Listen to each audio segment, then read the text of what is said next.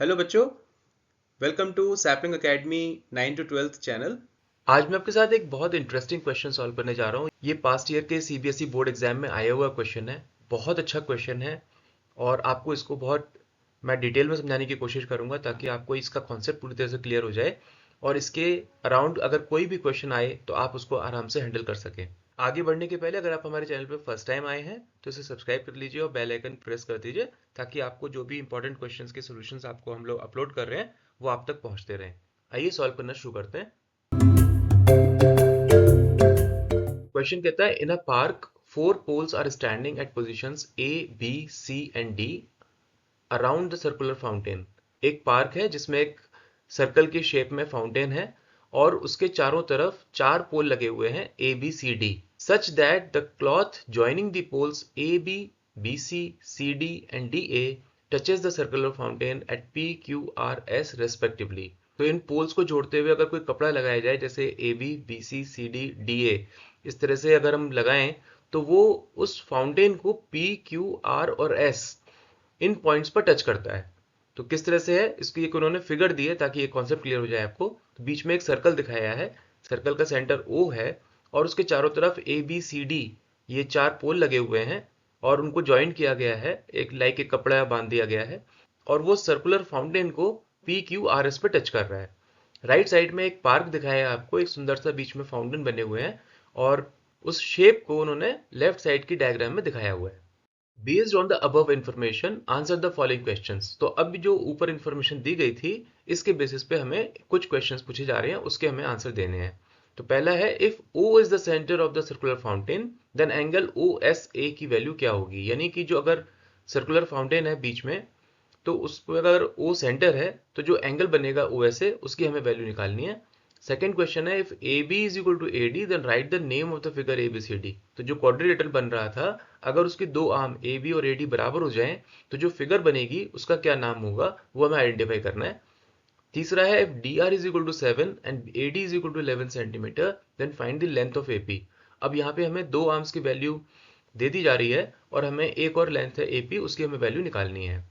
Fourth question है if O is the centre of the circular fountain with angle QCR is equal to 60 degree then find the measure of angle QOR। तो यहाँ पर हमें बताया जा रहा है कि जो सर्कुलर फाउंटेन है उसका सेंटर O है और एक एंगल की वैल्यू हमें दे दी जा रही है which is angle QCR is equal to 60 degree. तो हमें जो दूसरा एंगल बन रहा है QOR उसकी हमें वैल्यू निकालनी है। जब इन वैल्यूज को जब हम डायग्राम ड्रॉ करेंगे और उसमें रखेंगे तो हमें क्लियर हो जाएगा कि कौन से एंगल्स दिए गए हैं और कौन से एंगल्स हमें निकालने हैं। ठीक है ना। इसको सॉल्व हम कैसे करेंगे, हमारी क्या अप्रोच होगी बच्चों। तो जो हमें सर्कल का डायग्राम दिया है हम उसमें सर्कल की आइडेंटिटीज लगाएंगे, उससे हम कुछ रिलेशंस ढूंढेंगे और उनको सॉल्व करेंगे। किनको जो हमें क्वेश्चन पूछे गए हैं उनके लिए हम आंसर्स ढूंढेंगे। यही है इस क्वेश्चन को सॉल्व करने का सक्सेस मंत्र। आइए सॉल्व करना शुरू करते हैं। मैं सजेस्ट करूंगा कि आप इस क्वेश्चन को पहले अपने आप सॉल्व करें और उसके बाद इस वीडियो को रिज्यूम करके चेक करें कि आपका मेरा आंसर और अप्रोच सेम थी या डिफरेंट थी। मुझे कमेंट करके बताइएगा कि आपका आंसर कितना आया चारों पार्ट के लिए। ठीक है ना। आइए सॉल्व करना शुरू करते हैं। तो सबसे पहले क्वेश्चन को समझ लेते हैं। जो उसका पहला पार्ट है in a park four pole are standing at position A B C D around the circular fountain. तो एक सर्कुलर फाउंटेन है जिसका सेंटर O है, उसमें चार पोल लगे हैं ए बी सी डी। तो ये हम A B C और D ये चार पोल ले लेते हैं। फिर हमें दिया है such that the cloth joining the poles A B B C C D and D A. तो ये चार पोल्स हैं, इन चारों को जोड़ते हुए एक क्लॉथ बांधा जा रहा है। तो हम A B B C C D और डी ए को हमने ज्वाइन कर दिया, ये हमारा क्लॉथ हो गया उस फाउंटेन के अराउंड। और हमें बताया जा रहा है it touches the circular fountain at P Q R S respectively. तो ये जो चारों साइड्स हमने बनाई थी ये P Q R S point पर टच करती हैं इस सर्कुलर फाउंटेन को। इस तरह से हमारा ये डायग्राम पूरा हो जाता है। आइए आगे बढ़ते हैं। तो सबसे पहले पहला क्वेश्चन लेते हैं value of angle O S A. अब देखो इस डायग्राम में देखते हैं एंगल ओ एस ए कहाँ पर है। तो उसको ओ एस ए को बनाने के लिए पहले हमें ओ और एस पॉइंट को ज्वाइन करना होगा। Let's connect the O S. तो ये हमने लाइन ड्रॉ कर दी। हम कौन से एंगल की बात कर रहे हैं यहाँ पे, एंगल ओ एस ए। यानी ये जो एंगल आपको दिख रहा है ये एंगल है ओ एस ए, हमें इसकी वैल्यू फाइंड करनी है। अब देखो बच्चों सर्कल की आइडेंटिटी लगाओ। तो क्या है कि रेडियस जो होती है वो टेंजेंट के परपेंडिकुलर होती है। ठीक है ना।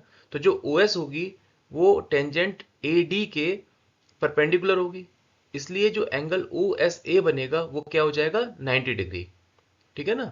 तो यहाँ पर नंबर उस एंगल का निकालना इतना इंपॉर्टेंट नहीं है जितना कि वो क्यों है 90 डिग्री, वो इंपॉर्टेंट है। तो यहाँ पर सर्कल की आइडेंटिटी आपको पता होनी चाहिए, उसको आपने लगाना है और उससे आपने उसकी वैल्यू निकालनी है कि OSA की वैल्यू 90 डिग्री होगी। ठीक है ना।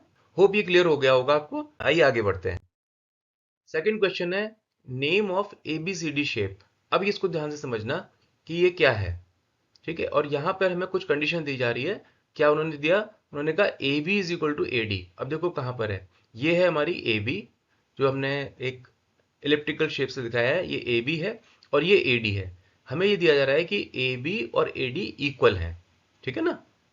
आइए आगे बढ़ते हैं। अब ये AB क्या है, अब उसको ध्यान से देखो तो AB क्या है, AP प्लस PB इन दोनों का सम है। ठीक है।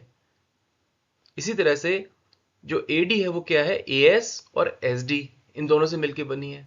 तो हम जो AB is equal to AD है उसको हम ऐसे भी लिख सकते हैं कि AP plus PB is equal to AS plus SD। ठीक है ना। ओके।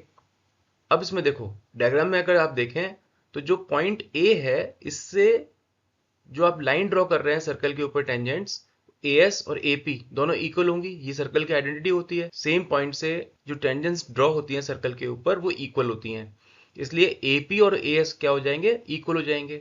तो जो हमारी इक्वेशन ऊपर बन रही थी AP plus PB is equal to AS plus SD, इसमें AP और AS इक्वल हैं तो दोनों कैंसिल आउट हो जाते हैं। तो हमारे पास क्या बचेगा, PB is equal to SD।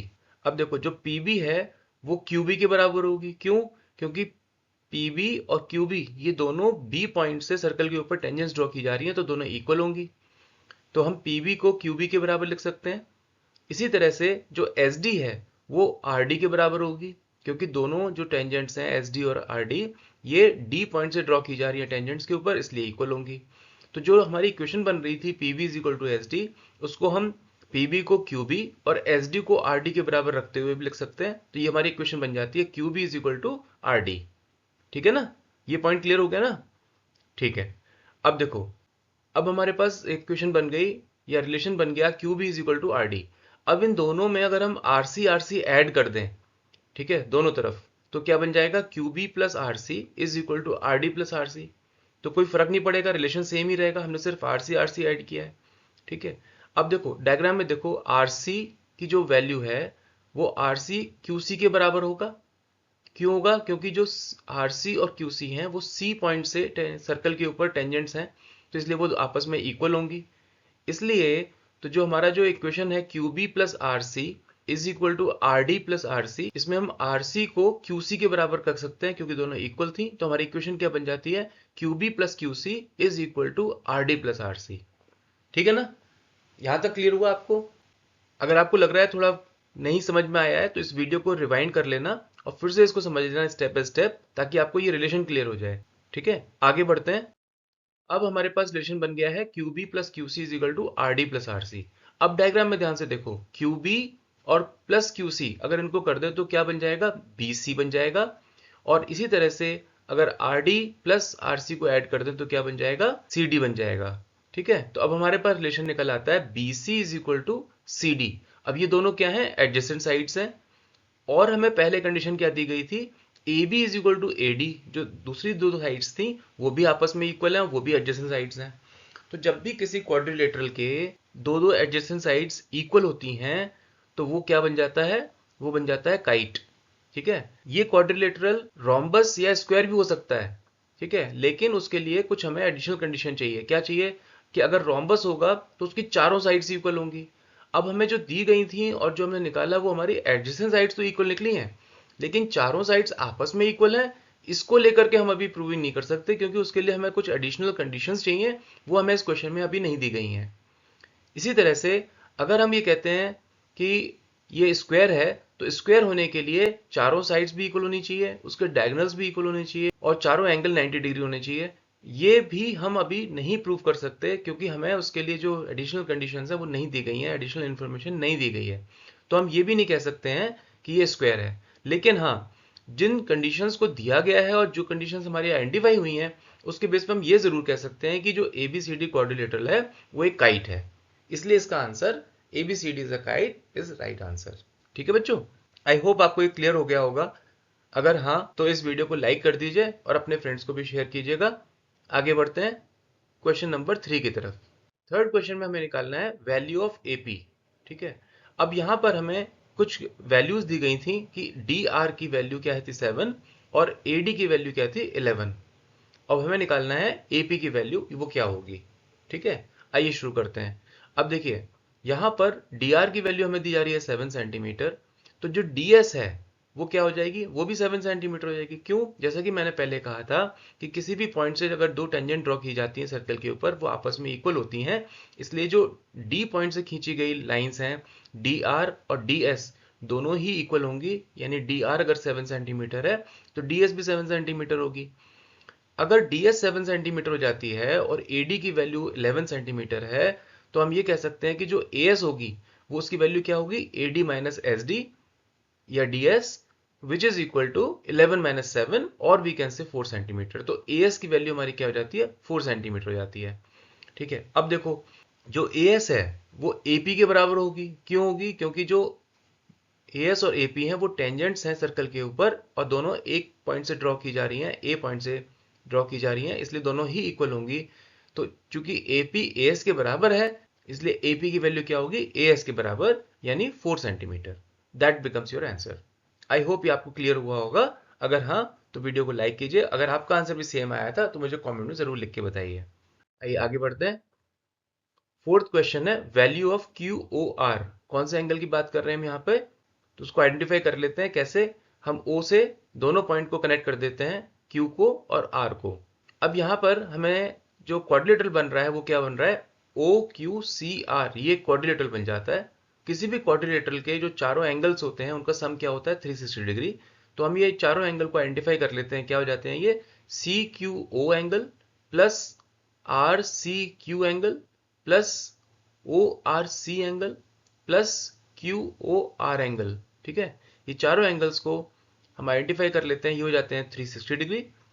अब देखो क्योंकि ओ क्यू एक रेडियस है और सी क्यू एक टेंजेंट है, तो जो एंगल सी क्यू ओ होगा वो क्या हो जाएगा, 90 डिग्री हो जाएगा। इसी तरह से ओ आर एक रेडियस है और सी आर एक टेंजेंट है, तो एंगल ओ आर सी क्या हो जाएगा, 90 डिग्री हो जाएगा। और हमें दिया गया था कि आर सी क्यू की वैल्यू क्या है, 60 डिग्री है। तो अगर हम वैल्यूज को पुटअप कर दें तो क्या बन जाता है, 90 plus 60 plus 90 plus Q O R is equal to 360, और we can say 240 plus Q R is equal to 360 और Q O R is equal to 120 degree. That becomes your answer. इति समाधानम। आई होप आपको ये point clear हुआ होगा। अगर इस क्वेश्चन में या प्रीवियस क्वेश्चंस में कोई भी पार्ट नहीं समझ में आया हो तो रिवाइंड करके जरूर सुन लेना। फिर भी अगर आपका कोई डाउट हो या कोई क्वेरी हो तो मुझे कमेंट में जरूर लिख दीजिएगा। मेरी पूरी कोशिश होगी कि मैं आपको सेम डे उसका आंसर दे सकूं। बोर्ड के एग्जाम्स में टॉपर्स किस तरह से इसको लिखते हैं, या अगर आपको फुल मार्क्स चाहिए तो आपको किस तरह से लिखना चाहिए, उसका मेथड हमने स्टेप बाय स्टेप तरीके से सिखाया है। आप उसको ज़रूर देख लीजिएगा। उसका क्यूआर कोड मैं यहाँ पे दे रहा हूँ और उसको स्कैन कर लीजिएगा और चेक कर लीजिएगा। इसकी लिंक भी मैंने डिस्क्रिप्शन में दे दी है, आप उसके थ्रू भी उस मेथड को देख सकते हैं। इस टॉपिक के ऊपर और भी इंपॉर्टेंट क्वेश्चंस या केस स्टडीज आपको सॉल्व करनी हो तो उसका भी क्यूआर कोड मैंने दिया है और उसकी लिंक डिस्क्रिप्शन में दे दी है। उसको भी आप जरूर जाके चेक कर लीजिएगा, क्लिक कर लीजिएगा, स्कैन कर लीजिएगा और उस टॉपिक के ऊपर अपनी ग्रिप स्ट्रॉन्ग कर लीजिएगा। अगर आप हमारे चैनल पर फर्स्ट टाइम आए थे तो चैनल को सब्सक्राइब कर लीजिए और बेल आइकन प्रेस कर दीजिए ताकि जो भी हम इंपॉर्टेंट क्वेश्चंस के सॉल्यूशन अपलोड कर रहे हैं आप तक पहुंचते रहें, आप उसका पूरा फायदा उठा सकें। जल्दी मिलते हैं एक नए सॉल्यूशन के साथ। Wish you all the best बच्चों for your exams preparation. Bye bye. While we plan for next class, you go out with your friends, chill out and have fun. Bye bye.